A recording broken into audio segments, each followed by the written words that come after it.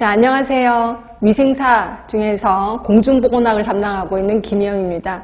반가운 얼굴이 있어서 마음이 든든합니다. 자, 우리 어떤 식으로 문제가 나오는지 조금 얘기 좀 해드리고 그 다음에 본격적으로 들어갈게요. 자, 일단 개념 부분에서는 두 문제 정도 나옵니다. 저는 제 개인적인 의견으로는 꼭 맞아줘야 된다라는 생각이 들어요. 아주 기본적인 거거든요.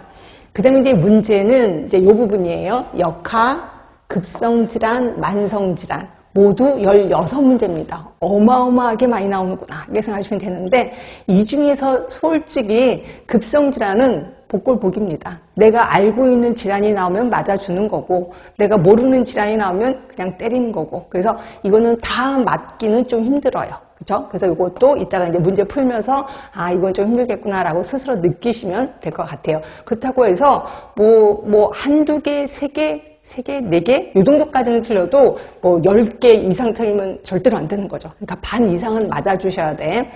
그다음 이제 보건행정이 5문제가 나오는데 요걸 좀 많이 힘들어 하더라고요. 보건행정 자체가 너무 이렇게 딱딱하니까 많이 힘들어 하시긴 하는데 그래도 일단 문제 풀다 보면은 외울 건 외우시는 게 좋습니다. 그다음 이제 사회보장제도요. 우리나라 사회보장제도잖아. 그죠? 그러다 보니까 나올 게 나오더라고요. 그리고 요거 좀 틀리면 좀 약간 자존심이 좀 상한다라고 생각하시면 돼요. 그래서 이것도 맞아주셔야 되는 게 예입니다. 그 다음에 이제 보건관리 영역을 보시면 굉장히 많아요. 보시면 인구, 역량, 모자보건, 노인, 보건, 학교보건, 정신보건, 보건통계. 그죠? 근데 이게 각각 한 문제씩은 꼭 나와요. 그죠? 그리고 어떤 거는 2개가 나와요. 그래서 모두 10문제가 나온다라고 보시면 될 것 같고요. 이 중에서 학교보건 같은 경우는 우리는 보건교사도 아닌데 보건교사 역할이 굉장히 많이 나옵니다. 이거 뻔히 나올 거 알면서 공부 안 하긴 좀 그래요. 그래서 이것도 하긴 할 겁니다. 근데 보건교육 같은 경우는 이거는 상식선에서 좀 접근해 들어가는 것들도 꽤나 많아요. 그래서 그것도 그냥 수월하게 넘어갈 거고, 근데 문제는 이제 통계 쪽입니다. 이 통계 쪽이 조금 까탈스럽긴 해요. 그래서 저도 통계 쪽은 깊게 들어가진 않을 거고요. 주로 나오는 단골 문제만 제가 찍어 드릴게요. 그것만 좀 외우시면 될 것 같긴 해요. 그 다음에 정신보건 같은 거는 진짜 감으로 좀 잡으시면 될 것 같고요. 그 대신 외워야 될 게 이제 모자보건, 요거. 그 다음에 영양에서는 비타민 부족 있잖아요. 이건 상식처럼 외우셔야 됩니다. 어떻게 할 수가 없어서. 그 다음에 인구 쪽도 좀 외워야 될 게 있구나. 이렇게 보시면 돼요. 네. 그렇게 해서 하고. 자, 이런 식으로 하겠습니다.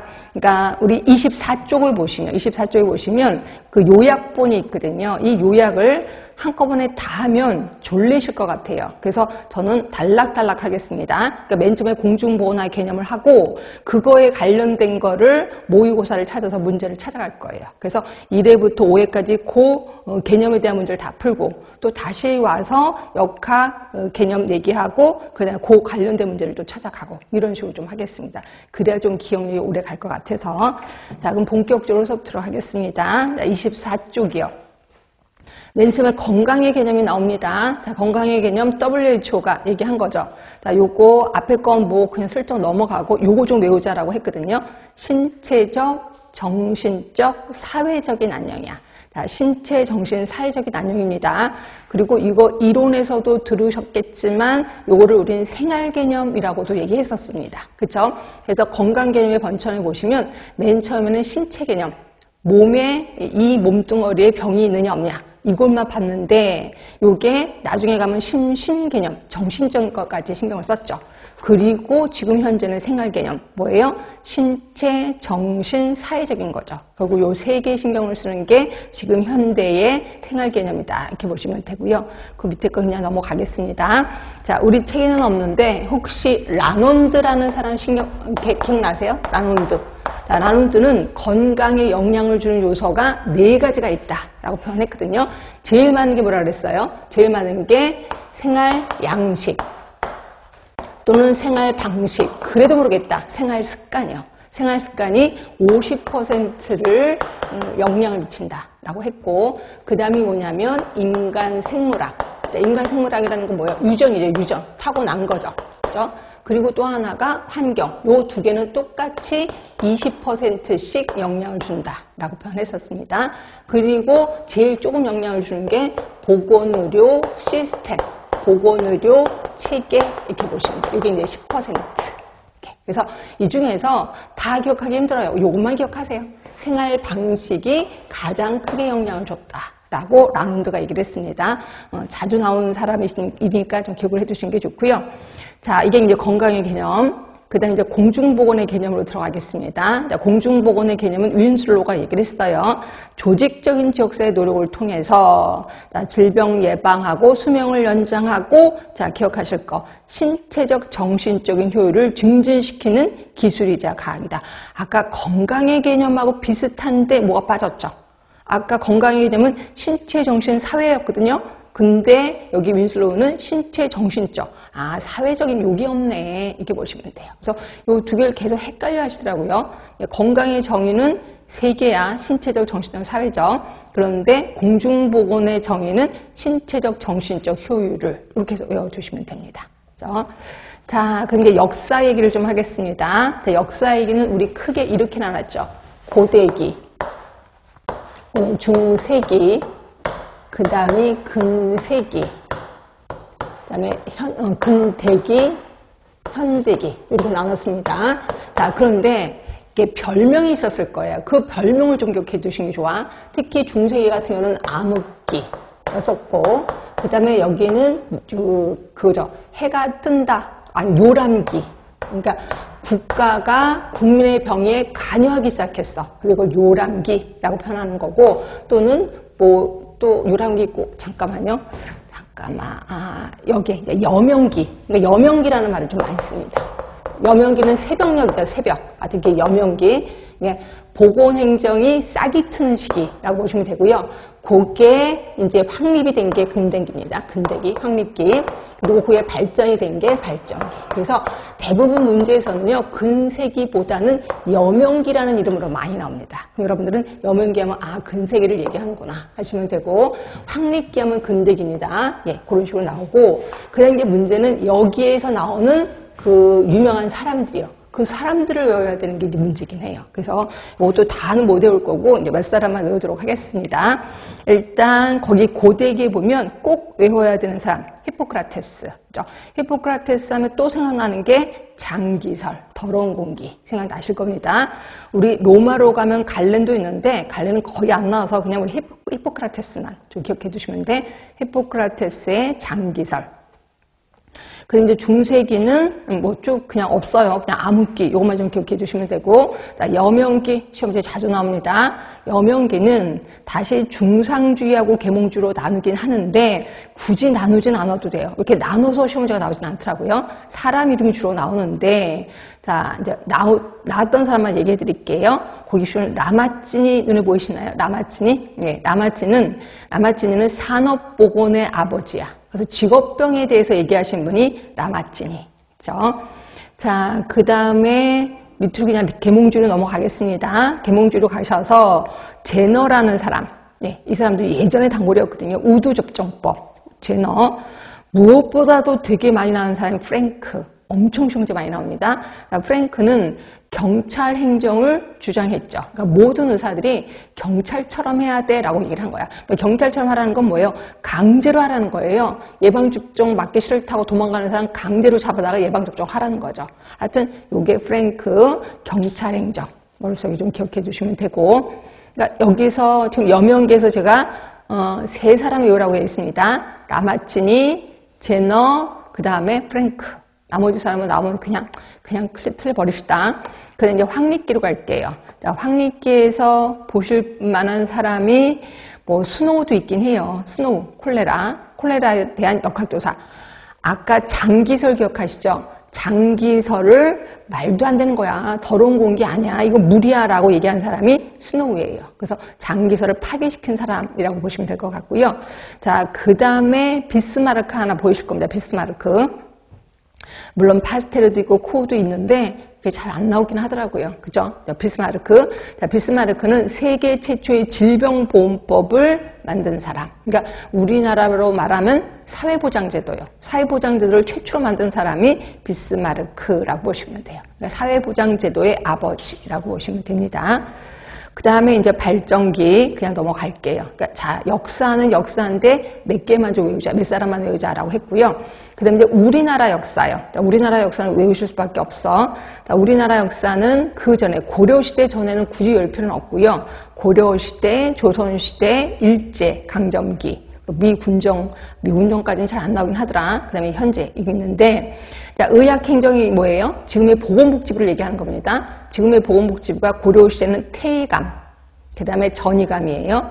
외우셔야 돼. 순서대로 외우셔야 돼. 태의감, 전의감, 그 다음에 위생과. 이게 이제 경찰국 위생과입니다. 그러니까 보세요. 아까 모든 의사가 경찰처럼 해야 돼라고 한 사람이 누구야? 프랭크였죠. 근데 그 프랭크의 사고방식을 그대로 받은 나라가 일본이었거든요. 결국 일본이 오자마자 경찰국 안에 위생과를 만든 거예요. 그렇죠? 그래서 이걸 경찰행정이라고 표현하고 있습니다. 시험 문제는 대놓고 나왔어요. 우리 역사 중에서 경찰행정이 있던 시절이 어느 시절이냐? 이게 대놓고 나왔습니다. 일제강점기. 그런데 비해서 미군정기는 가장 조직도가 컸죠. 그래서 이걸 광역행정 이렇게 표현합니다. 굉장히 조직도가 컸다. 이렇게 보시면 되고. 그 다음에 옆에 보시면 왕실의료, 상약국, 내의원. 순서대로 외우셔야 돼. 서민의료, 해민국, 해민서. 그 다음에 전염병 치료, 동쪽에 하나 있고 서쪽에 하나 있다 해서 동서대비원, 조선시대로 가면 활인사입니다. 근데 구료기관은 돈 없는 사람한테 옷도 주고 쌀도 주고 이런 걸 구료기관이라고 하는데, 재위보, 재생원. 예, 그래서 이건 뭐 어떻게 할 수가 없어요. 어떤 게 나올지 몰라요. 그죠? 그러니까 이건 좀 외우실 수밖에 없어요. 자, 그 다음에 이제 건강수준 평가를 좀 볼 건데, 특히 WHO가 제시한 3대 건강지표, 얘는 죽었다 깨나도 외웁시다. 구구단처럼 외웁시다. 평균 수명, 조사망률, 그 다음에 비례 사망지수. 그렇죠? 특히 비례 사망지수는 무조건 외우셔야 돼. 얘는 되게 중요합니다. 비례 사망지수는 사망자 수분의 50이 넘어서 죽은 사람의 수 곱하기 100입니다.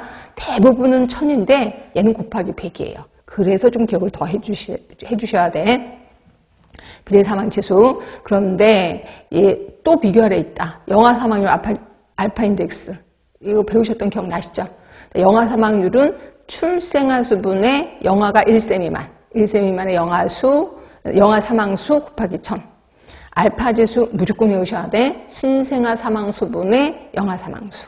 그러니까 분모가 신생아예요. 거꾸로 외우면 인생 망가집니다. 신생아 사망 수분의 영아 사망수. 알파 인덱스. 자, 그리고 밑에는 똑같아요. 영아 사망률 얘기를 했고, 알파 인덱스 얘기를 했고, 그 다음에 제가, 비례 사망 지수, 비례 사망률, 요 두 개. 또 원인별 사망률도 있는데, 일단 두 개만 비교를 할게요. 비례 사망이 들어가면 무조건 분모가 사망자 수예요. 얘도 사망자 수예요. 사망자 수고, 비례 사망 지수는 50이 넘어서 죽은 사람의 수. 곱하기 100이라고 했습니다. 자, 그리고 비례 사망률은 사망자 수 분의, 그 다음에 한 특성. 예를 들어 암이라고 한다면 암으로 죽은 사람의 수 곱하기 100입니다. 그래서 비례 사망 지수가 워낙 유명하니까 비례 사망률도 같이 좀 기억을 해 두시면 좋습니다. 이렇게 하시면 되고, 그 다음에 또 하는 김에 조금만 더 할게요. 신생아 사망률도 있었었죠. 우리 영아 사망률, 그러니까 알파 인덱스가 뭐였었어요? 신생아 사망수분의 영아 사망수였었습니다. 그러면 여기서 좀 기억하실 게 영아 사망률하고 신생아 사망률을 좀 기억해 두시는 게 좋을 것 같아요. 자, 영아 사망률은 출생아 수분의 영아가 1세 미만이잖아요. 그래서 1세 미만 사망아수. 그런데 여기서 신생아가 혹시 며칠인지 기억나세요? 신생아? 28일. 한 달이 아니었었습니다.